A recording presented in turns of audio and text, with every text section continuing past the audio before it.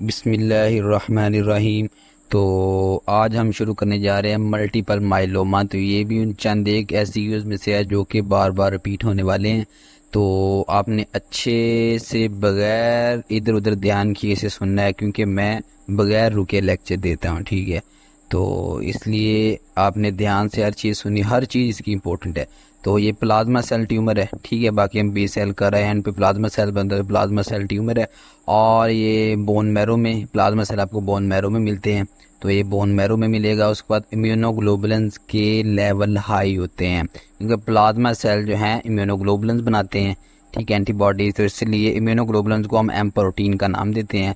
इसे मोनोक्लोनल गैमोपैथी भी कहते हैं, ठीक है। मोनोक्लोनल गैमोपैथी इम्यूनोग्लोबुलेंस की वजह कैसे लाइट चेन कापा और लैम्डा ये भी प्रोड्यूस होती है इसमें, ठीक है, जिसे बेंस जोन्स प्रोटीन हम कहते हैं। तो दो किस्म की प्रोटीन, एम प्रोटीन और बेंस जोन्स प्रोटीन, ये मोस्ट कॉमनली आपको मिलती हैं। और ये भी अफ्रीकन रीजन में मोस्ट कॉमन पाया जाता है, ठीक है, मल्टीपल माइलोमा। तो ये आगे गेम हमने एक इसका निमोनिक्स बनाया, जो कि इम्यूनोग्लोबुलेंस आपको इस सीक्वेंस से मिलती है। सबसे ज़्यादा जो मिलती है IgG, फिर A, फिर M, फिर E एंड D, ठीक है। इस तरह इस सीक्वेंस से आपको सबसे ज़्यादा IgG मिलती है। तो इसकी पैथोजेनेसिस देखते हैं, ये बहुत इंपॉर्टेंट है, ठीक है। पैथोजेनेसिस आपने करनी था कि आपको हर फीचर इसका समझ आए। इसकी ट्रांसलोकेशन है, ये 4 ट्रांसलोकेशन आपने नाम इसके याद कर लेने हैं। माइक है, साइक्लिन D1 D3 और फाइब्रोब्लास्ट ग्रोथ फैक्टर रिसेप्टर 3, ये 4 म्यूटेशन है, ये आप याद कर लेंगे। SCQ में ये भी बात पूछ लेते हैं। अब पैथोजेनेसिस की तरफ चलते हैं। बोन मैरो में है, तो बोन मैरो में मैक्रोफेजेस और फिब्रोब्लास्ट, ठीक है, ये 2 इंटरल्यूकन 6 ये साइटोकाइन प्रोड्यूस करते हैं।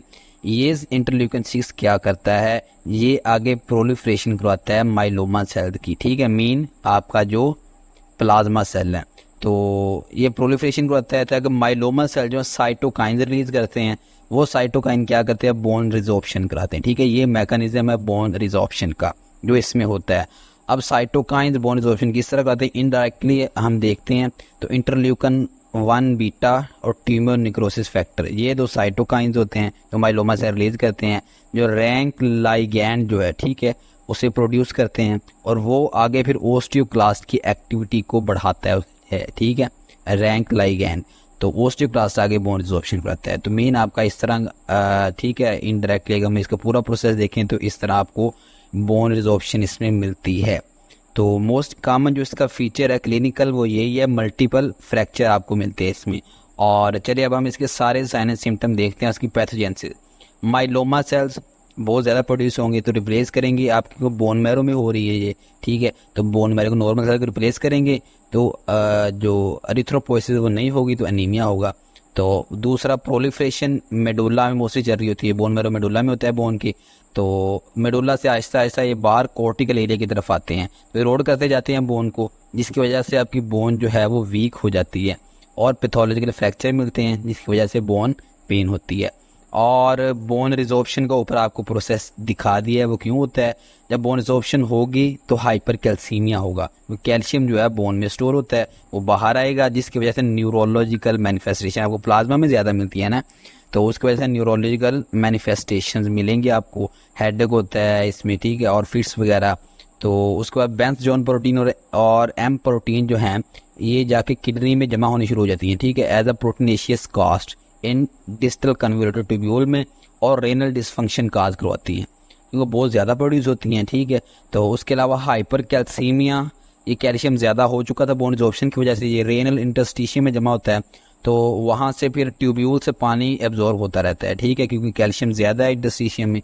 तो ट्यूब्यूल से ज़्यादा होता है तो ट्यूब्यूल में रेनल स्टोन बन जाते हैं, जिसकी वजह से जब भी जहाँ पे ऑब्स्ट्रक्शन होती है उसके बाद वहाँ पे इन्फेक्शन होता है। इंटरस्टिशियम की इन्फेक्शन को पाइलोनेफ्राइटिस कहते हैं।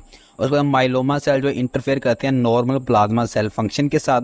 नॉर्मल फंक्शन क्या है उसका, इम्यूनोग्लोबुलिन प्रोड्यूस करना। तो इम्यूनोग्लोबुलिन आपको कम मिलेंगी, वो कम होंगी तो इम्यूनिटी कम होगी। अगर इम्यूनिटी कम होगी तो रिकरेंट इन्फेक्शन आपको मिलेंगे।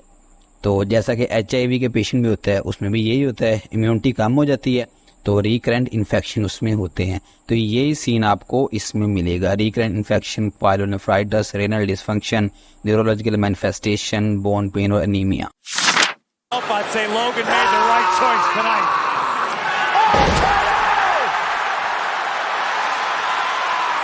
Listen to this place. So let's watch a WWE Championship match। ठीक है, तो ये आपको एक फाइट नज़र आ रही है, ठीक है, जिसमें 3 बूढ़ी औरतें, ओल्ड वुमेन, जिन्हें हम माई पंजाबी में कहते हैं, ठीक है, कहते हैं मल्टीपल माइज। ऊपर लिखा है fight of multiple mine's. Multiple mine's से यू विल रिमेंबर मल्टीपल माइलोमास, ठीक है। माइज मीन ओल्ड वुमेन, ठीक है। तो मल्टीपल माइज जहाँ पे लड़ रही हैं आपस में, तो किसी को पंच लगा रही हैं, तो पंच से आपने क्या याद रखना, पंच और फ्रैक्चर, ये इसका पैथोलॉजिकल मैंने पीछे आपको इसका दिखाया है, ठीक है। तो पैथोजेंसिस में मल्टीपल फ्रैक्चर इसमें होते हैं, तो ये आपने इसकी मॉर्फोलॉजी में भी मेंशन कर देना है। तो ये नीचे क्राउन पड़ा है, क्राउन के लिए सारी लड़ रही है, ठीक है। अब ये देखिए जो पहली वो मैंने लेफ्ट साइड पे इसकी कमर पे रेड लाइन लगाई है, तो मीन अब कॉमन साइड्स ऑफ फ्रैक्चर आपको बताने जा रहा हूँ, ये भी ऐसी में आ जाता है। तो वर्टिब्रा, ठीक है, वर्टिब्रा कॉलम आपको मिलता है उसके शोल्डर पे भी, ठीक है, उसकी। और उसके बाद ये दूसरी वुमेन देख लें, इसके सीने पे, ठीक है, चेस्ट पे आपको लाइन लगी है, उस पर बैंडेज की हुई है, तो उसके सर पे बैंडेज की हुई है, मीन आपकी रिब्स का फ्रैक्चर होता है और स्कल बोन का फ्रैक्चर, ठीक है, ये कॉमन बोन्स है जहाँ फ्रैक्चर होता है। थर्ड वुमेन, इसके हिप पे देखिए आपको, ठीक है, बैंडेज मिल रही है, तो मीन पेल्विस की बोन इसमें इन्वॉल्व होती है कॉमनली। और इसका ये थाई देखें, ठीक है, ये तीसरी वुमेन जो है अभी राइट साइड पे, इसका लेफ्ट वाला थाई, ठीक है, उस पर आपको बैंडेज मिल रही है। तो ये फीमर जो है ये भी मोस्ट कॉमनली इन्वॉल्व होती है, ठीक है।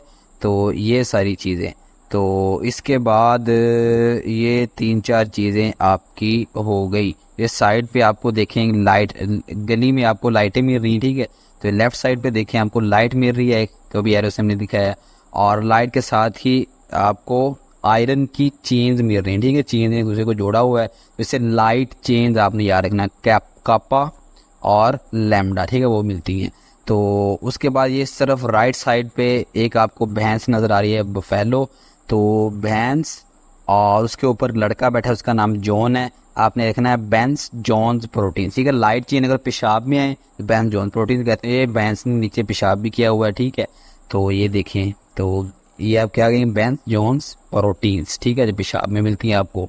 तो ये भी आपका फीचर इसमें हो गई है, लाइट चेंज होगी, बेंस जॉन्स प्रोटीन्स होगी। उसके बाद ये घोड़ा बेंस के आगे देखिए आपको नज़र आ रहा है, तो ये लेटा हुआ है, ठीक है, मीन फॉल, गिरा हुआ है, तो टॉम हॉर्स फॉल प्रोटीन्स, ठीक है, ये भी आपको मिलती हैं। ये होती पता नहीं क्या है, तो बस ये रोबन में लिखा हुआ है, तो ये आपको ये प्रोटीन्स भी मिलती हैं। उसके बाद ये जॉन जो है भैंस के ऊपर बैठा हुआ, तो गेम खेल रहा है, ठीक है। तो गेम पीछे आपको निमोनिक्स मैंने बताया था, मतलब सबसे कॉमन आपको IgG मिलती हैं, ठीक है, सबसे ज़्यादा। उसके बाद A, फिर M, फिर E, ठीक है, ये एंटीबॉडीज़ का सीक्वेंस है, इस सीक्वेंस से आपको मिलती हैं। तो ये सारे इसके क्लिनिकल फीचर और कुछ पैथोलॉजिकल फीचर्स भी हो गए। उसके बाद ये नीचे क्राउन पड़ा, इसकी तरफ आ जाएं, इसके सेंटर पे हमने अभी अंडरलाइन किया रेड से, तो ये आपको प्लाज्मा सेल का स्ट्रक्चर याद करवाएगा, ठीक है। प्लाज्मा सेल लार्जर होता है, उसके मल्टीपल न्यूक्लियर होते हैं, सेंटर में आपको 2 न्यूक्लियर नज़र आ रहे हैं, ठीक है, थोड़े थोड़े से बड़े ग्रैन्यूल से, ठीक है। तो ये मल्टीपल न्यूक्लियर नज़र आ रहे हैं, और साइड पे आपको साइटोप्लाज्मिक इंक्लूजन कह लें या कह लें कि ग्रैन्यूल्स नज़र आ रहे हैं। तो ये ग्रैन्यूल्स इस ग्रैन्यूल्स में क्या होता है, इम्यूनोग्लोबुलिन्स होती हैं, ठीक है। तो ये आपका स्ट्रक्चर भी हो गया, तो बस ये आपने चीज़ याद रखनी है। तो चलें एट द एंड आपको डायग्राम इसकी दिखा देते हैं। ये रोबन की डायग्राम है, तो इसमें सेंटर में आपको देखिए प्लाज्मा सेल, ठीक है, बड़ा सा सेल नज़र आ रहा है, उसमें आपको 2 प्रोमिनेंट न्यूक्लियाई नज़र आ रहे हैं, और उसमें आपको वाइट से ग्रैन्यूल भी, साइटोप्लाज्मिक ग्रैन्यूल नज़र आ रहे हैं, या इंक्लूजन कह लें। तो ग्रैन्यूल में क्या था, इम्यूनोग्लोबुलिन्स, मोस्टली IgG आपको मिलती है, ठीक है, जो सबसे कॉमन है, आपने वही लिखना होता है। तो बाकी भी प्लाज्मा सेल नहीं है, ठीक है, लेकिन सारे फीचर इसमें नज़र आ रहे थे। उस पर diffuse large B cell lymphoma, ये MCQs के लिहाज से इंपॉर्टेंट है, ये जर्मिनल सेंटर और मार्जिनल जोन सेल्स में, ठीक है, की वजह से होता है। और जर्मिनल सेंटर के मार्कर इसमें होते हैं CD19, 20 और CD10, और सेल्स इसमें 4 से 5 टाइम लार्जर होता है नॉर्मल लिम्फोसाइट से।